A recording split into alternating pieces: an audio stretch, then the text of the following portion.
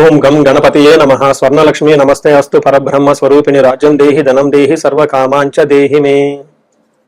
ప్రతి ఒక్కళ్ళకి స్వర్ణలక్ష్మి అమ్మవారు బ్రహ్మ జ్ఞానాన్ని ఇవ్వాలని, తద్వారా ప్రతి ఒక్కళ్ళు ప్రతి నిమిషము చక్కగా నవ్వుతూ హ్యాపీగా ఉత్సాహంగా ఉండాలని, అలానే కొన్ని సందర్భంలో మనకు నచ్చినవి వస్తాయి, కొన్నిసార్లు కొంచెం లేటుగా రావచ్చు. అలానే మనకు నచ్చిన వాళ్ళు కొన్నిసార్లు మన దగ్గర ఉండవచ్చు, కొన్నిసార్లు దూరంగా ఉండవచ్చు. ప్రతి సందర్భంలో కూడా ప్రతి ఒక్కళ్ళు చక్కగా నవ్వుతూ హ్యాపీగా ఉండాలని, ఉత్సాహంగా ఉండాలని, అలానే మనస్తత్వం మనకి అమ్మవారు ఇవ్వాలని చెప్పేసి మనం కోరుకుందాం. అంతేకాకుండా అమ్మవారు మనకి ధనాన్ని ఇవ్వాలి, ఐశ్వర్యాన్ని ఇవ్వాలి, సర్వకామాంచ సిద్ధి, అనుకున్న ప్రతి కొరకు కూడా నెరవేరాలి. అట్లాంటి యొక్క అమ్మవారి యొక్క కృపా కటాక్షం మన మీద ఉండాలి. మనం ఎంతో ఉన్నతంగా ఎదగాలని చెప్పేసి మనం కోరుకుందాం. అంతేకాకుండా రాజ్యం దేహి, ప్రతి ఒక్కరికి ఒక అధికారము, పవర్, స్టేటస్, ఒక దర్జా, దర్పం, ఇవన్నీ కూడా ప్రతి ఒక్కరికి అమ్మవారికి మన అందరికి ఇవ్వాలని చెప్పేసి మనం కోరుకుంటూ మనం మే మంత్ యొక్క రాశి ఫలాలు చెప్పుకుంటున్నాం. మే మంత్ రాశి ఫలాలు ఈ మంత్ లో చాలా విశేషాలతో కూడుకొని ఉంది. ముందుగా ఒక 2 నిమిషాలు వాటి గురించి చర్చించుకొని తర్వాత 12 రాశుల గురించి మనం మాట్లాడుకుందాం. ఈ మాసం మనకి వెరీ ఇంట్రెస్టింగ్ గా పౌర్ణమితో స్టార్ట్ అయ్యి ఈ మాసం అంతా అంటే మే మంత్ అంతా పౌర్ణమితో స్టార్ట్ అయ్యి పౌర్ణమితో ఎండ్ అయిపోతుంది. మనం చూసుకుంటే ఇందులో వైశాఖ మాస పౌర్ణమితో స్టార్ట్ అయ్యి జ్యేష్ఠ మాస పౌర్ణమికి మనకి మే మంత్ అంతా ఎండ్ అయిపోతుందని గమనించుకోవాలి. ఇందులో 3 ముఖ్యమైన విశేషాలు ఉన్నాయండి. ఒకటి, ఈ మంత్ మనకి బిగినింగ్ లోనే బుద్ధ పూర్ణిమతో స్టార్ట్ అయిపోతుంది. దీన్ని గురు పూర్ణిమ అంటారు, బుద్ధ పూర్ణిమ అని అంటారు, వైశాఖ మాస పూర్ణిమ అంటారు. చాలా చాలా విశిష్టత కలిగిన పూర్ణిమ.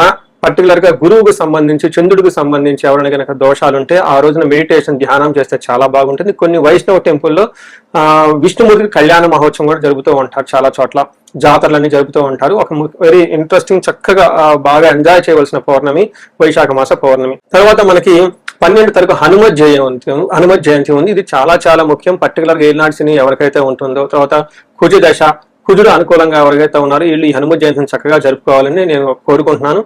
ఆస్ట్రాలజికల్ గా అంటే జ్యోతిష శాస్త్రం ప్రకారం ఒక ముఖ్యమైన విషయం ఉందని అందరికీ బాగా తెలిసింది. కర్తరి అంటారు. అంటే సూర్యుడు కృతికా నక్షత్రంలో ప్రవేశించిన తర్వాత సూర్యుడి యొక్క తీవ్రత చాలా అధికంగా ఉంటుంది కాబట్టి ఈ 13 రోజులు 15 రోజులు కర్తరి అంటారు. ఈ రోజుల్లో ఎక్కువగా మంచి పనులు చేయకుండా నిషిద్ధం అని చెప్తూ ఉంటారు.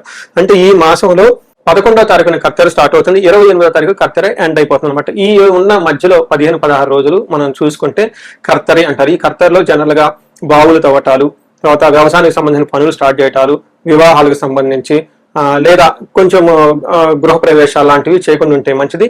అయితే ఈ కర్తెర ఆధ్యాత్మికానికి సంబంధించిన పనులు చేయడానికి చాలా చాలా యోగ్యతనిస్తూ ఉంటుంది. హోమాలు చేసుకోవచ్చు, విద్యారంభం చేసుకోవచ్చు, చాలా మంచి పనులు ఆధ్యాత్మిక సంబంధించిన ఎలాంటి పనులని చక్కగా చేసుకోవచ్చు. అలానే ఇంటికి సంబంధించిన పనులు, పాత ఇంటికి సంబంధించిన పనులు అవన్నీ చక్కగా చేసుకోవచ్చు. ఆల్రెడీ అంతకుముందు వివాహానికి సంబంధించిన పనులు చేస్తుంటే ఈ టైంలో కూడా కంటిన్యూ చేసుకోవచ్చు. అయితే కొత్తగా మాత్రం కొన్ని విషయాలు మాత్రం చేయకూడదని చెప్తుంటారు. సో ఇందులో ఇంతే కాకుండా జ్యోతిష శాస్త్రం ప్రకారం 4 గ్రహాలు ఈ మాసంలో కూడా మారుతూ ఉన్నాయి. ఇది కూడా ఒక ముఖ్యమైన విషయం. మనం ఇక ముందు వీడియోలో ఈ 4 గ్రహాల యొక్క ఇంపాక్ట్ ప్రతి రాశికి ఎలా ఉందో మనం తెలుసుకుందాం. వృశ్చిక రాశి మనం చూస్తే ఇందులో ఉన్న ఫస్ట్ నక్షత్రాలు తెలుసుకుందాం. విశాఖ 4వ పాదం, అనురాధ 1, 2, 3, 4 పాదాలు, జ్యేష్ఠ 1, 2, 3, 4 పాదాలు అంతా వృశ్చిక రాశిలో ఉంటారు. పేరు బలం చూస్తే చాలా పాపులర్ అయిన పేర్లు మాత్రం ఇందులో ఉంటాయండి. ఇందులో తో, నా, నీ, ను, నేను, యా, ఈ, యు అన్న అక్షరాలంతా కూడా మనకి వృశ్చిక రాశిలో ఉంటాయని గమనించాలి. మనకి ఈ ముందుగా చెప్పుకునే విధంగా 4 గ్రహాలు మారటంతో సూర్యుడు, బుధుడు, కుజుడు, శుక్రుడు మారటంతో ఈ యొక్క మంత్ ఎలా ఉంటుందో మనకు సూక్ష్మ గోచారం, లఘు గోచారం అన్న ఒక కాన్సెప్ట్ లో చిన్న వర్డ్స్ లో ఎక్స్ప్లెయిన్ చేయడం జరుగుతూ ఉంటుంది. అది టోటల్ గా న్యూస్ లో హైలైట్స్ లాగా. అది చూస్తే ఇందులో సూర్యుడికి 6వ స్థానంలో ఉండటంతో శత్రు నాశాంత అని చెప్తూ ఉంటారు. అంటే శత్రువులు అనేవాళ్ళు ఎవరు లేకుండా వెళ్ళిపోతూ ఉంటారు. తీర్థయాత్రలు చేసేవాళ్ళు అవకాశం ఎక్కువగా ఉంటుంది.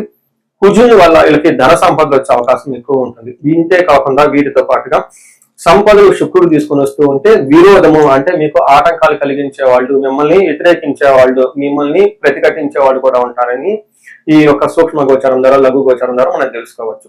ఇప్పుడు ఇండివిజువల్ ఒక్కొక్క గ్రహం ఎలా ఉందో మనం చూద్దాం. అందులో భాగంగా సూర్యుడు వీళ్ళకి 6వ స్థానంలో ఉండి 7వ స్థానానికి మూవ్ అవటం తోటి ఫస్ట్ 15 days చాలా బాగుంటుంది. శత్రువులు అనే వాళ్ళు ఎవరంటారు, చేసుకున్న మీరు తలపెట్టిన పనులన్నీ చక్కగా అవుతూ ఉంటాయి. ఎక్కడ కూడా ఒక చిన్న రిమార్క్ రాకుండా వర్క్ అంతా ముందుకెళ్ళిపోతూ ఉంటుంది. అయితే 15వ తారీఖు సూర్యుడు మారటం తోటి ఒక 30 days మీకు సామంత జన విద్వేష తారాపీడ సుతామయం ఉత్సాహ భంగకారిణి గోచారస్తే సప్తమే రవి అని చెప్తారు. అంటే దాని మీనింగ్ ఏంటి? సామంత జన విద్వేష, మీ కింద పనిచేసే వాళ్ళు ఎవరైనా ఎంప్లాయీస్ లేదంటే సబార్డినేట్స్ ఉంటే మిమ్మల్ని ద్వేషించి మీ మీద నెగిటివ్ కంప్లైంట్స్ పెట్టే అవకాశం ఉంటుంది. ధారాపీడ సుధామయం, ఇందులో ఏం చెప్తారు, భార్య కొంచెం హెల్త్ బాగా ఉండకపోవచ్చు. అంతేకాకుండా సంతానానికి అనారోగ్యము అవకాశం ఉంటుంది. అయితే ఉత్సాహ భంగకారణి, ఇది చాలా ఇంపార్టెంట్ మాట అండి. అంటే మీరు చాలా ఎనర్జెటిక్ గా ఒక మంచి ప్లాన్ తీసుకొచ్చేసి దీన్ని ఎగ్జిక్యూట్ చేద్దాము, ముందుకెళ్ళిపోదాము అని మీరు కనుక ఒక ప్రపోజల్ చేస్తే దాన్ని వాళ్ళు క్రాక్ చేసి పక్కనేసే అవకాశం ఎక్కువగా ఉంటుంది. అంటే మీ ఎనర్జీకి వేరే వాళ్ళ ఎనర్జీ మ్యాచ్ అవ్వదు. దాంతో మిస్లీడింగ్ అంటే మిస్కమ్యూనికేషన్స్ వచ్చే అవకాశం ఎక్కువ ఉంటుందని గమనించుకోవాలి. అయితే శుక్రుడు 7వ స్థానంలో ఉండి ఫస్ట్ హౌస్ ని దృష్టి పెట్టడం తోటి కొంచెం హెల్త్ టైర్డ్నెస్ గా ఉండటం, డీహైడ్రేషన్ అవటం, గ్యాస్ట్రైటిస్ వచ్చే ప్రాబ్లం ఉంటుందని గమనించాలి. అయితే సూర్యుడు మనకి చాలా విషయాల్లో ఇబ్బంది చక్కగా ఉన్నా కానీ కొన్ని విషయాల్లో మీకు ఆటంకాలు కలిగిస్తూ ఉన్నా, బట్ కుజుడు చక్కగా 6వ స్థానంలో ఉండటం మంచి ఉపయోగం ప్రకారంగా చాలా యూజ్ఫుల్ గా ఉండే అవకాశం ఉంటుంది.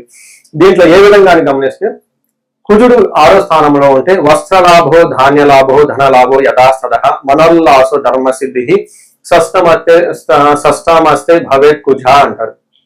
అంటే 6వ స్థానంలో కుజుడు ఉండటం వల్ల వస్త్రలాభం, చక్కగా వస్త్రలాభం ఉంటుంది. ధాన్య లాభం, అగ్రికల్చర్ ఎవరైతే కనుక రైతులు ఉంటే వాళ్ళకి బాగా కలిసి వస్తుంది. ధనలాభంగా అంటారు.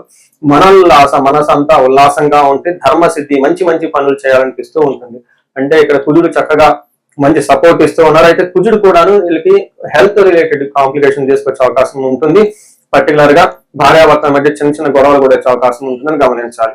అంటే ఏ ప్రకారంగా చూసుకున్నా సూర్యుడు కానీ కుజుడు కానీ మంచి సపోర్ట్ ఇస్తున్నారు. అయితే హెల్త్ విషయంలో కొంచెం ఆటంకాలు కలిగించే అవకాశాలు ఉన్నాయని తెలుసుకోవాలి. దీనితో పాటు మనకి శుక్రుడు వీళ్ళకి 8వ స్థానంలో ఉండటంతో 8వ స్థానంలో శుక్రుడు ఉండటం చాలా మంచిగా కలిసి వస్తుంది. దుఃఖానాశాంత మహాశౌక్యం బంధుమిత్ర సమాగమ రాజదర్శనం అర్ధప్రాప్తి రాష్ట్రమస్తే భృగునందని అని చెప్తారంటే 6వ ఇంట్లో కనుక శుక్రుడు ఉంటే దుఃఖనాశ అంటే మీకు ఇప్పటిదాకా ఏదైనా విషయంలో పడుతూ ఉంటే అదంతా పోయే అవకాశం ఉంటుంది.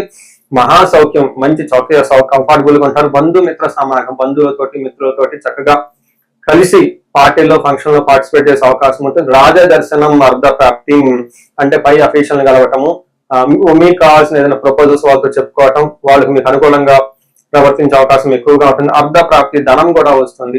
సో చూసారు కదండి. అంతేకాకుండా టయానికి మంచి ఫుడ్ తింటూ చక్కగా యాక్టివ్ గా ఎనర్జీగా ఉంటారని చెప్పేసి చెప్పొచ్చు. వీటితో పాటు మనం నక్షత్రం ప్రకారం కూడా మనం తెలుసుకోవచ్చు ఎలా ఉంటుందో. గ్రహాలు నక్షత్రాల మీద ప్రయాణం చేస్తున్నప్పుడు కొన్ని కొన్ని నక్షత్రాలకు ఏ విధంగా ఉంటుందో అంగగోచారం అనే కాన్సెప్ట్ ద్వారా మనకి మహర్షులు వివరించడం జరిగింది. అందులో భాగంగా విశాఖ నక్షత్రం వారికి రాజ్య లాభము, వస్త్ర లాభము అని చూపిస్తుంది. అంటే మీకు ప్రమోషన్స్ వచ్చే అవకాశం ఉంటుంది. అలానే షాపింగ్స్ కి వెళ్ళే అవకాశం ఉంటుంది. దీనితో పాటు దరిద్రము, ధనహీనత, ఫైనాన్షియల్ గా బాగా ఇబ్బందులు పడే అవకాశం ఉంటుంది. అనురాధ నక్షత్రం వారికి బంధనము, రాజ్యలాభము, ధన జయము చూపిస్తుంది. అంటే వీళ్ళకి ఖచ్చితంగా ప్రమోషన్ వస్తుంది, జయప్రదంగా ఉంటారు. అయితే వీళ్ళకి ధన ప్రాప్తి కూడా చక్కగా ఉంటుంది. అయితే ఒక్క విషయంలో కేర్ఫుల్ గా ఉండాలి. వీళ్ళకి రోగము, బంధనము చూపిస్తుంటుంది. ఇక్కడ రోగం అంటే హెల్త్ అందరికీ తెలిసింది. అయితే ఇక్కడ బంధనం అంటే ఏంటంటే చాలా మందికి ఎన్ఆర్ఐలు ఉంటారు. వాళ్ళు ఇండియా వచ్చేద్దామా, అక్కడే జాబ్ లో చేద్దామా, లేదంటే అక్కడ జాబ్ లో మేము ఆల్రెడీ ఒక జాబ్ లో ఉన్నాము, ఇంకో జాబ్ మారాలనుకుంటున్నారు, జాబ్ సరిగా లేదు, అసలు మనకి జాబ్ సరిగా లేదు కాబట్టి ఆల్టర్నేట్ గా బిజినెస్ చేద్దాం, ఇలా రకరకాల థాట్స్ తో ఎక్కువ కన్ఫ్యూజన్ అయ్యే ఉండే అవకాశం ఉంటుంది. అది కొంచెం సబ్జెక్ట్ మ్యాటర్స్ ఎక్స్పర్ట్ తీసుకోవడం, ఒకసారి మీ హారోస్కోప్ చెక్ చేయించుకొని మీ హారోస్కోప్ కి తగిన విధంగా ఎలా ఉంటుందో చూపించుకోవడం చాలా ఇంపార్టెంట్. ఈ రాశి వాళ్ళకి, వృశ్చిక రాశి వాళ్ళకి మీరు గమనిస్తే అష్టమంలో గురువు ఉండటం వల్ల కొంచెం ఉద్యోగంలో ఇబ్బందులు పడుతూ ఉన్నారు చాలా మంది. ఒకసారి ఇండివిజువల్ గా మీ హారోస్కోప్ చెక్ చేసుకొని ఆ హారోస్కోప్ ద్వారా ఏముంది మీ హారోస్కోప్ అని తెలుసుకొని తద్వారా ముందుకెళ్తే చాలా బాగుంటుంది. అలాగే అనురాధ నక్షత్రం వాళ్ళకి బంధనము, రాజ్యలాభము, జయము, ధన ప్రాప్తి కూడా ఉంది, చక్కగా బాగుంటుంది. జ్యేష్ఠ నక్షత్రం వాళ్ళకి రాజ్యలాభము, జయము, ధన ప్రాప్తి ఉంటుంది. అలానే రోగము, బంధనము చూపిస్తుంటుంది. ఇంకా మీకు టోటల్ గా కొంచెం హెల్త్ కాంప్లికేషన్స్ ఉండటం తోటి అలానే వేరే వేరే కారణాల చేత మీరు ఒక స్ట్రక్ అయిపోంటారు, ఒక కన్ఫ్యూజ్డ్ అయిన స్థితిలో ఉంటారు. ఎలా ఉంటే బాగుంటుంది అనేది వాటి విషయంలో ఒకసారి మీరు హారోస్కోప్ చెక్ చేయించుకుంటే చాలా బాగుంటుంది. మీ హారోస్కోప్ లో ఏంటి మీ స్ట్రెంత్ అనేది చూపించుకోవడం చాలా చాలా ఇంపార్టెంట్. సో ఇవి కాకుండా విశాఖ నక్షత్రం వారికి పర్టికులర్ గా శతభిష నక్షత్రం తరపున రాహు ఉండటం తోటి కొంచెం మానసిక ఆందోళన ఎక్కువ ఉంటాయని గమనించుకోవాలి.